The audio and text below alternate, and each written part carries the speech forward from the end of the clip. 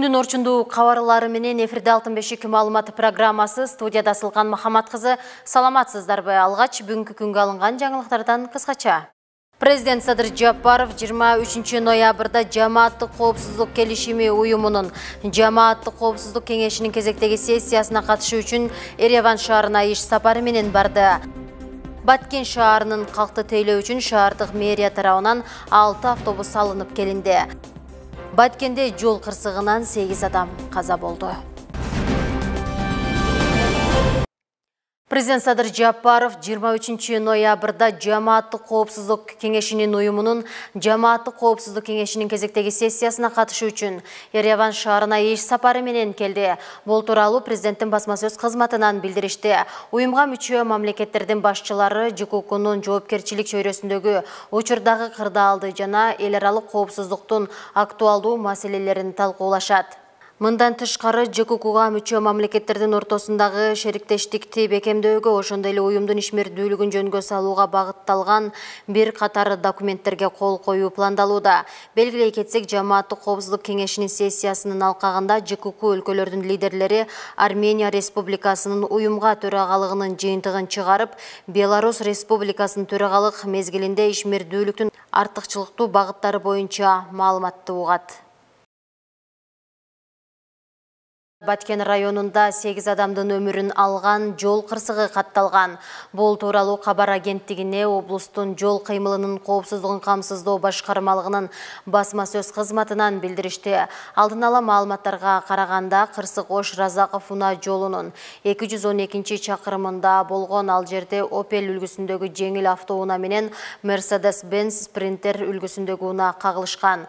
Opel үлгүсүндө 5 адам болгон. Бул кырсыктан 8 адам каза тапты. 3 адам ооруканага алып барып жатканда көз жумган. Алардын ичинен 5 адам бир үй бүлөнүн мүчөлөрү. Бужум айылынын тургундары экени маалым болду. Каза болгондордун экөөсү Баткен шаарынын, бир адам Кара Булак айылынын тургундары болгон. Бир адам оор абалда ооруканага жеткирилген. Азыркы учурда тергөө иштери жүрүп жатат. Азыркы учурда тергөө иштери жүрүп атат. Кайсы айдоочу күнөөлүү болуп жол кырсыгына кесепетинде күнөөлүү болгондугу такталуу иштери жүргүзүлүп атат.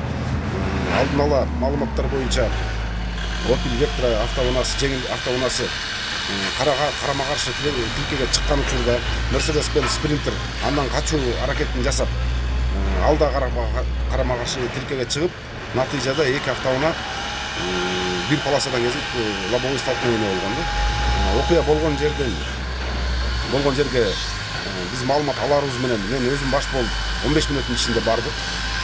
Барганда окуя болгон жерден 5 адам окуя болгон жерден каза болгон.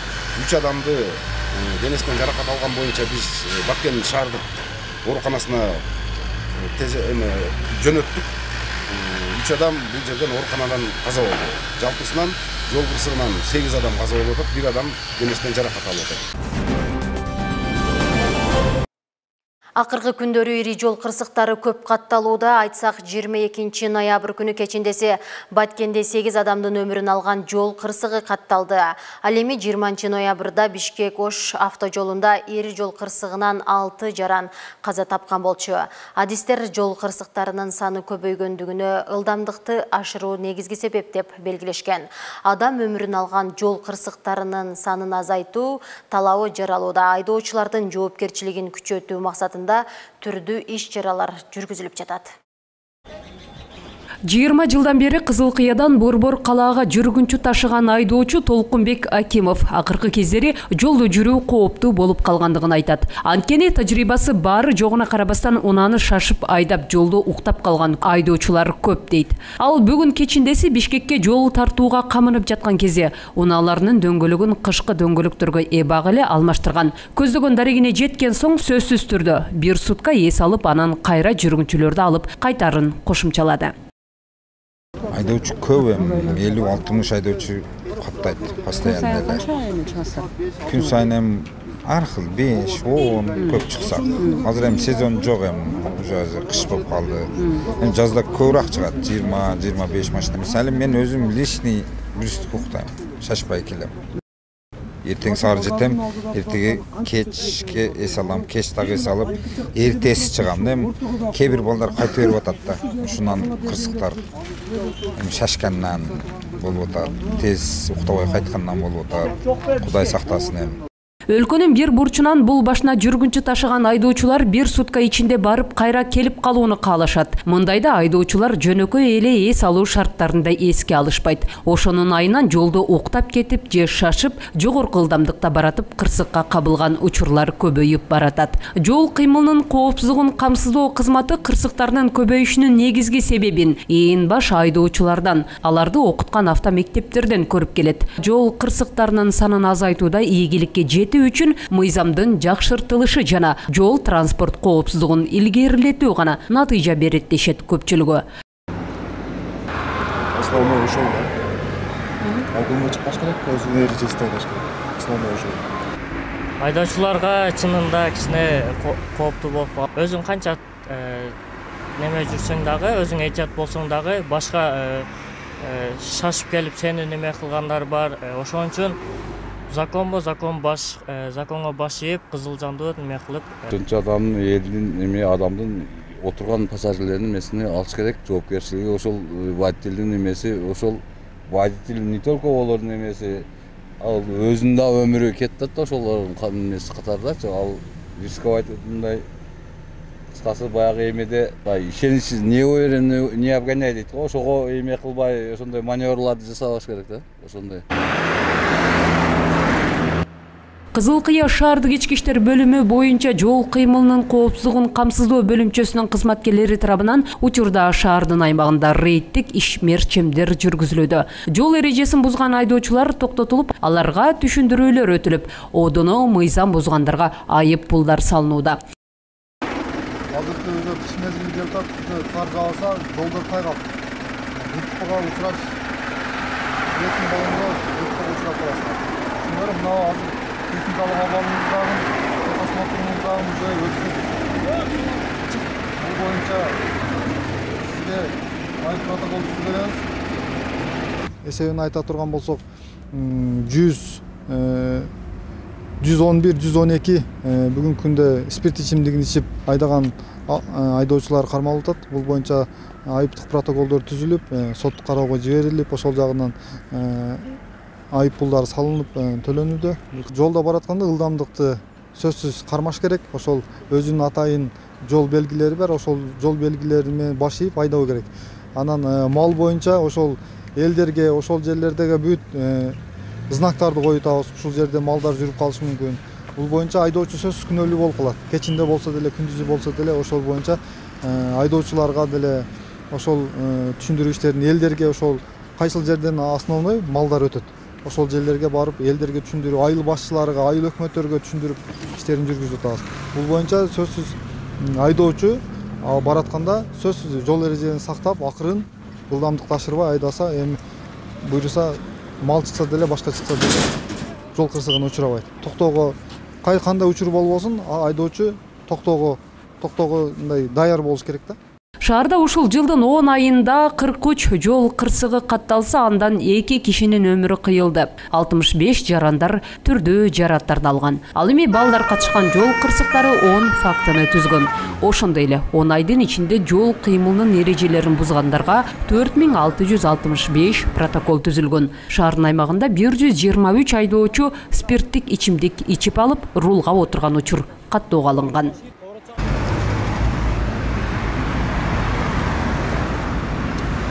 Акыркы сутка ичинде Баткен-Ош жолунун 212 чакырымында Баткен районунун Жаңы-Жер айылынын тушунда кичи автобус менен жеңил унаа кагышып, натыйжада жол кырсыгынан 8 киши көз жумду. 865 портер, 6 автоунаа. Мындан улам жол эрежелерин сактоо боюнча чаралар көрүлгөнү менен өрөй учурган жол кырсыктары азайбай келүүдө. Алтынай Шабидинова, Мирбек Каимов, Алтын бешик жаңылыктары.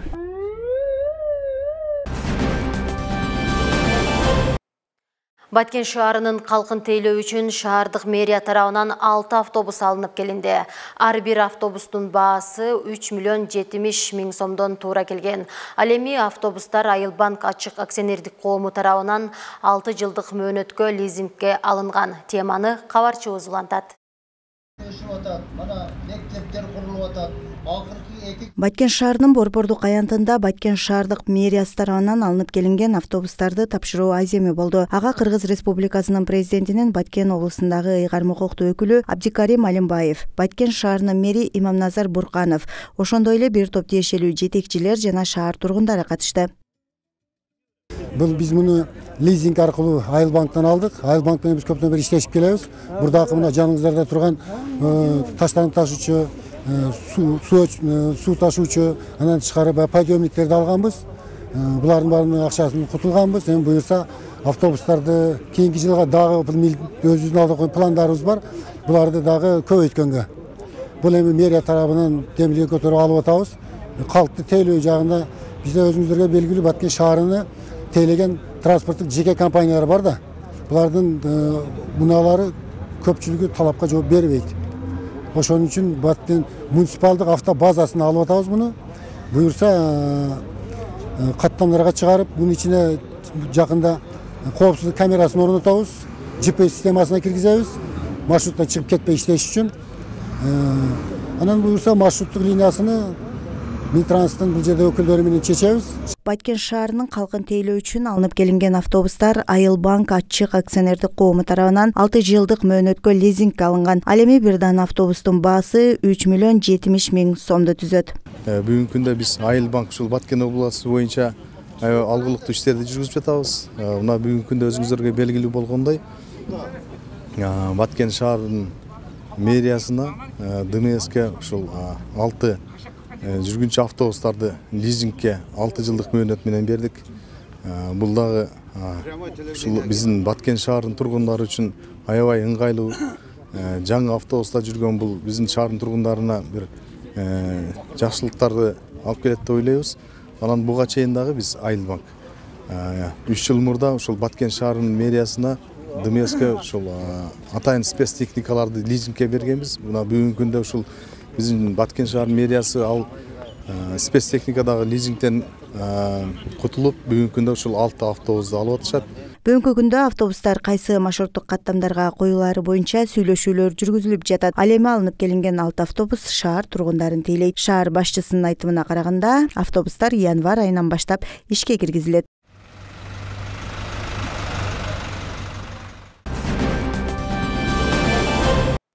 Президент Садыр Жапаровдун чек ара окуясында жабыркаган жарандардын документтерин калууна келтирүү боюнча жарлыгынын негизинде 826 жарандын документтери калууна келтирилди. Кыргыз Республикасынын президентинин Баткен облусундагы ыйгарым укуктуу өкүлү Абдикарим Алимбаевдин катышуусунда алардын акыркыларына өздүгүн аныктоочу документтер тапшырылды. 2022 жылдын 14-17 сентябрь күндөрү орун алган чек ара окуясында өздүгүн аныктоочу документтерин жоготкон жарандарга мамлекеттик каттоо кызматы тарабынан документтерди кабыл алуу жүргүзүлгөн. Анын негизинде 826 жарандын документтери калыбына келтирилди. Жапаров Садыр Нурможоевичтин 2022 жылдын 17 сентябрында чыккан 313 жарлыгынын негизинде калктык каттоо департаменти тарабынан макулдашылып, акысыз документтери калыбына келтирип берилди. Алардын акыркыларына президенттин Баткен облусундагы ыйгарым укуктуу өкүлү Абдикарим Алимбаевдин катышуусунда өздүгүн аныктоочу документтери тапшырылды. Буга чейин калктарды тейлөө борбору иштеп, бүгүн биз акыркы жарандарга документтердин баарын калыбына келтирип бердик. Жалпысынан облас боюнча 826 арыз түшүп, бул жерге паспорттары, туулган тууралуу күбөлү, келешүү тууралуу күбөлү Лилек районунан 380, Баткен районунан 414 жана эвакуация болуп, бул жерде иштеп жатты. Кадамжай районунда дагы иштеп жатышты. ЗАГСтагылар аларда 31 кишиге паспорт берди. Белгилей кетсек, мамлекеттик каттоо кызматы жалпысынан тиешелүү документтерин алуу үчүн 826 жарандын арызы кабыл алынган. Алардын ичинен Лейлек районуна 380, Баткен районуна 414, Кадамжай районуна эвакуация болгон 31 жарандан арыз келип түшкөн. Бүгүнкү күнгө карата 826 жарандын баарынын документтери толугу менен калыбына келтирилип тапшырылды.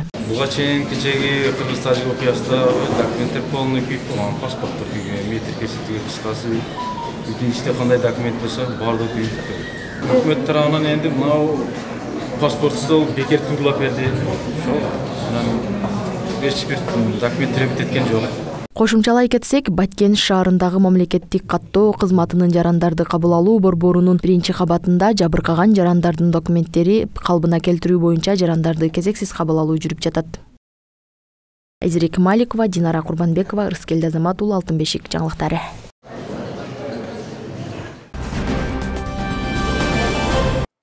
Кыргызстандагы 124 мектептин башталгыч класстарынын окуучулары активдүү өсүү мезгилинде жергиликтүү өндүрүлгөн кефир аркылуу керектүү азыктарды алышат. Бул тууралуу АКШнын Кыргызстандагы элчилиги билдирет. Маалыматка ылайык, мындай мүмкүнчүлүккө Мерсико тарабынан ишке ашырылып жаткан билим үчүн азык жана балдардын тамактануусу программасынын алкагында жетүүгө мүмкүн болду. Мерсико тарабынан Белая река жергиликтүү өндүрүшүнөн сатып алынган жалпысынан 141 000 литр кефир 4 аймактагы башталгыч мектептерге таратылат. Чүй облусунда 19 мектеп, Жалал-Абад облусунда 26 мектеп, Ош облусу боюнча 64 мектеп жана Баткен облусунда 15 мектеп. Ар бир кыргызстандык окуучу күн сайын 40 граммдан дени сак өсүү үчүн кальцийдин, бифидобактериялардын жана башка белоктордун булагы болгон кефир алат. 5 жылдын ичинде билим берүү үчүн азык жана балдардын тамактануусу программасы жергиликтүү кефир өндүрүүчүлөр менен биргеликте 400дөн ашык мектепти кефир менен камсыздоону көздөп жатат деп айтылат билдирүүдө. Кадамжай районуна караштуу Актурпак айыл аймагынын Бүргөндү айылында таза тарбия муундарга аманат деген аталышта акция өткөрүлдү. Ага 20 айылдан турган Роза Отунбаеванын демилгелери уюмунун колдоосу менен Агахан фондунун каржылоосу астында ишке ашып келет. Долбоор аталган акциянын алкагында сууну даңазалоо, сууга аяр мамиле жасоо, маалыматтуулугун жайылтуу багытында иш алып барышат.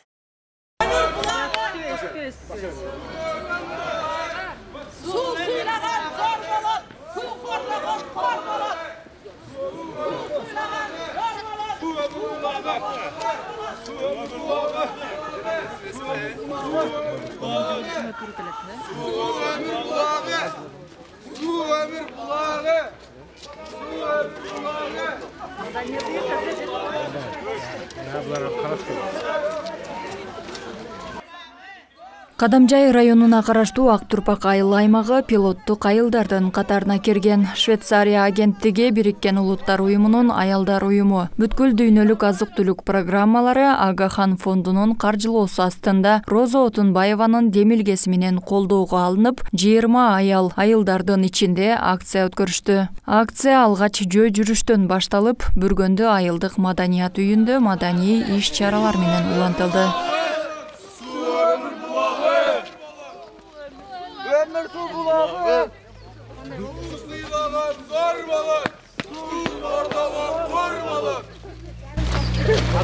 Табигатты таза жакшы абалда кийинки муунга аманат кылып жеткирип берүү максатында биздин айыл өкмөттөн дагы ошо 20 аял дизайн мышления боюнча ошол Бишкекте Аврора пансионатында билим алып келишкен. Ошол дизайн мышления боюнча үйрөнүп келген билимдерин азыр элдерге жайылтуу максатында иш-чара өткөрүп жатабыз.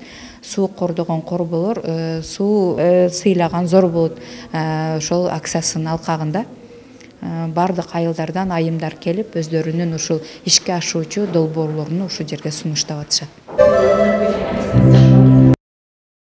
Акция таза табият муундарга аманат деп аталды. Акциянын алкагында суу сыйлаган зор болот, суу кордогон кор болот аттуу маалымат кампаниясын жайылтышты. Иш-чараны өткөрүүнүн негизги максаты сууга болгон кайдыгерликти жоюп, сууну барктап, даңазалоо болуп саналат. Таза суунун жетишсиздигинен улам Актурпак айыл аймагынын кээ бир айылдарында жашоочулар агын сууларды ичип келишет. Мындан улам агын суулардагы акыр чикирлерди тазалап, тазалык акцияларын өткөрүп келишет. келишет. Жолдордогу кусурларды аркап тазалап кызып, каналды бойго чейин тазалап şu işleri жүргүздүк. Мен бул долбоорго катышып, ошол 5 күндүк окууда климаттын өзгөрүүсүнө өзүбүздү адаптациялоо боюнча ушул идеяны ойлодум. Бул идеяда биз электр энергиясыз дөңсө жерлерге, өзүнүн угунда чыкпаган, суу чыкпаган жерлерге ушул аппарат менен чыкса болот. Бул аппаратты үйдөгү эле буюмдардан жасаса болот. Мисалга алганда, жаңы конуштарга көчүп чыккан үй бүлөлөр бюджети аз болсо, ушул нерсени колдонсо болот. Үй буюмдарынан жасап, электр энергиясыз мотор колдонбой, бак-дарактарга жана өздөрүгө таза сууду чыгарып алса болот.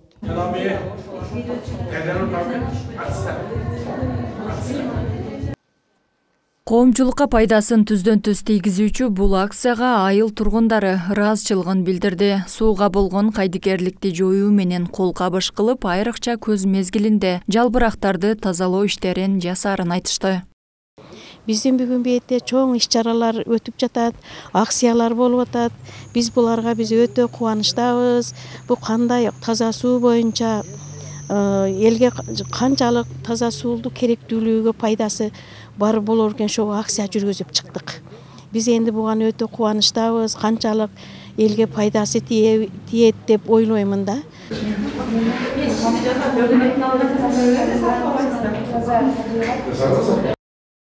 Аталган долбоор айылдардын ичинде айымдар арасында иш-чараларды өткөрүп келишет. Андагы долбоордун негизинде атайын окуу семинарлар уюштурулуп, айылдардагы социалдык экономикалык түзүмдөрдү өнүктүрүү багытында иш жүргүзүшөт. Айсулуу Абдилаким кызы, Абдиламит Абдуманап уулу, Алтын бешик жаңылыктары.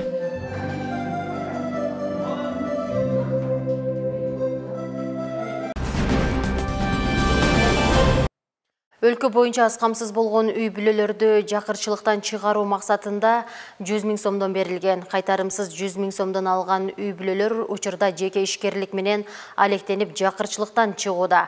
Теманы кабарчы узулантат. Жардам акчасы ажыратылган. Ошол акчанын негизинде биз теплица курдук. Кыргызстанда жакыр жашаган үй бүлөлөргө 100 000 сомдон бир жолку жардам көрсөтүү боюнча долбоор иштелип чыккан. Анын алкагында 100 000 сомдон кайтарымсыз акча алган үй бүлөлөр өз ишмердүүлүгүн баштап жакырчылыктан чыгып кетүүсү керек. Ал эми Кадамжай районунун Майдан айыл аймагындагы 4 үй бүлө алып, учурда ийгиликтүү өз ишмердүүлүгүн жүргүзүп келишет. Болуп калды, бирок такай өстүрүп баштаганыма 3 жыл болду.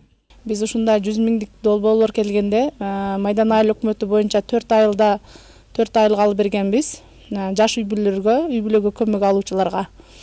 Экөөсү швейный цех, бирөөсү теплица гүл, үчүнчүсү болсо аква айнек терезе иштеп чыгаруу боюнча азыркы күндө 4 тең өтө жакшы иштерди алып барып атат.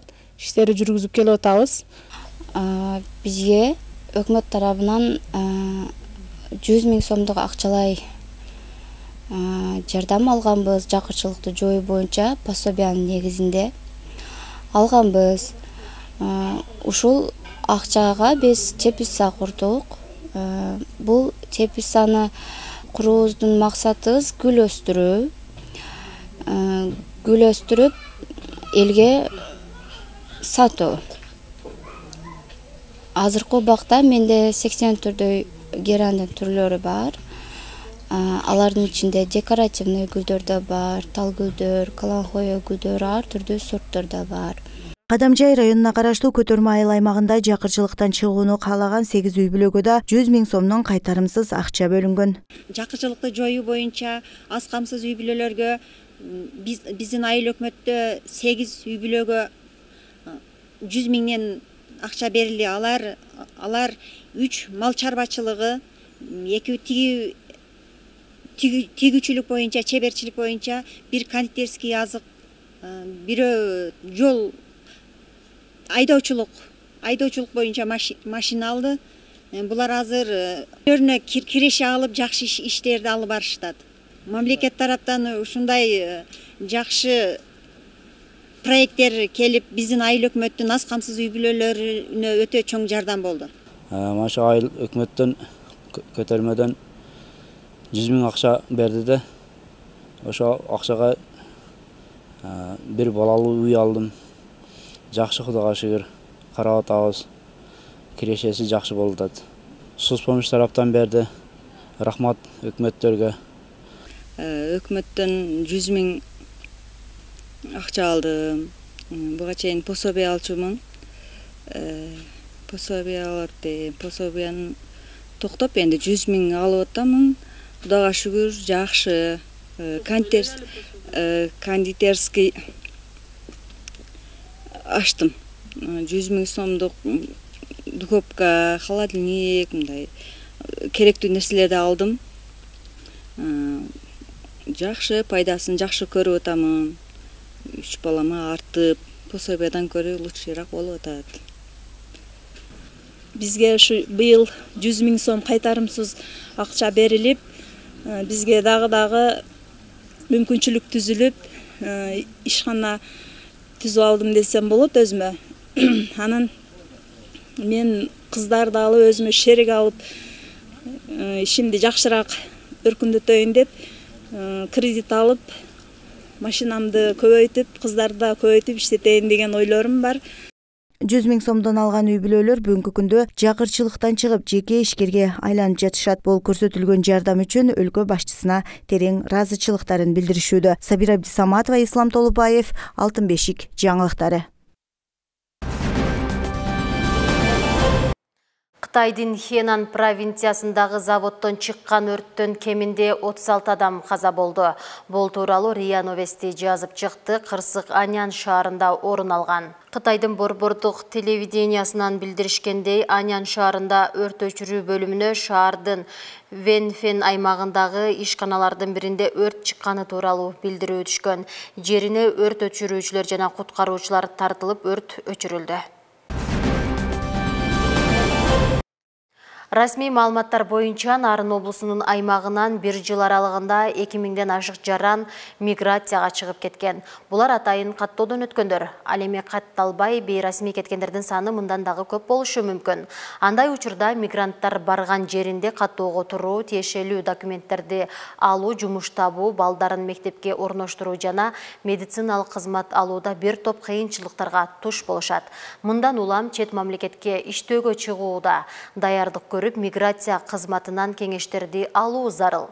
Эмгек мигранттары дагы эмнелерге көңүл буруу керек? Кийинки материалда сөз болот.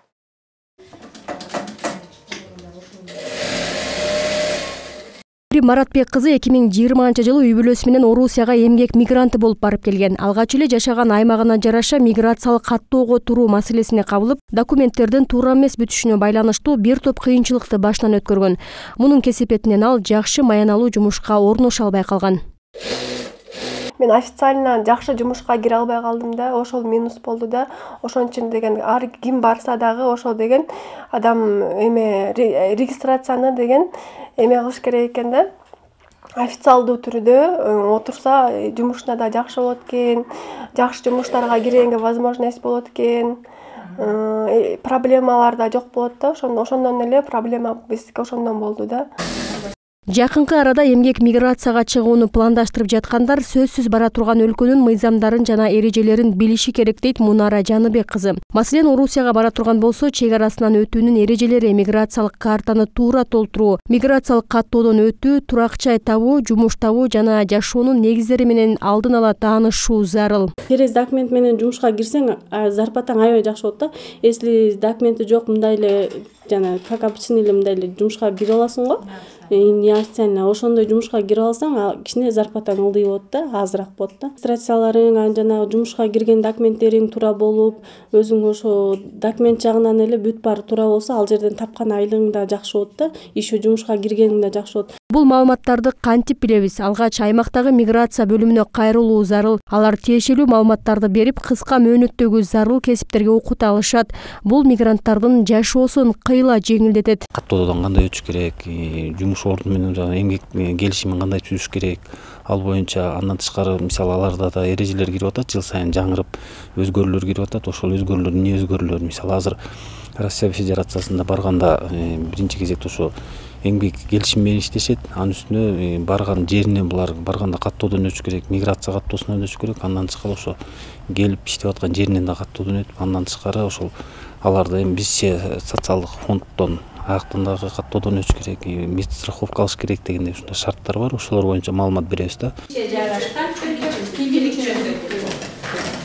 Мындан улам жакынкы күндөрү Орусияга эмгектенип келүүнү пландап жаткан Нурила Тойтукова миграция кызматына кайрылып, кыска мөөнөттүү тигүүчүлүк кесибинен билим алып жаткан учуру тиешелүү кесип боюнча сертификат менен бирге кеп кеңештерди да алып жатат. Жакка мен ошо жана иш менен камсыз кылуу борбору аркылуу келгем. Жумушсуздук боюнча жумуш издеп, ошол иш менен камсыз кылуу борбору бар деп ошолор аркылуу окуп жатам. Мөөнөтү 3 айлык. Бул аркылуу мен ошо чет мамлекеттерге чейин чыгып иштеп келүүнү чечтим.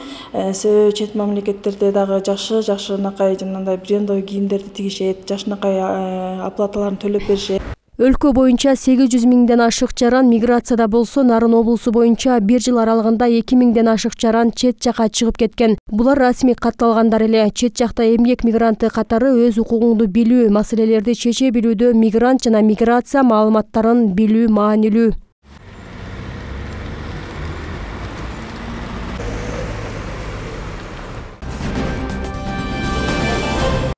Биздин бүгүнкү күнгө алынган жаңылыктарыбыз мына ушундай кабарлар менен коштолду. Биздин жаңылыктардын толук чыгарылышын Баткен телеканалынын социалдык баракчаларынан көрө аласыздар. Мен сиздер менен коштошом. Кайрадан эфир аркылуу жолукканча аман туруңуздар.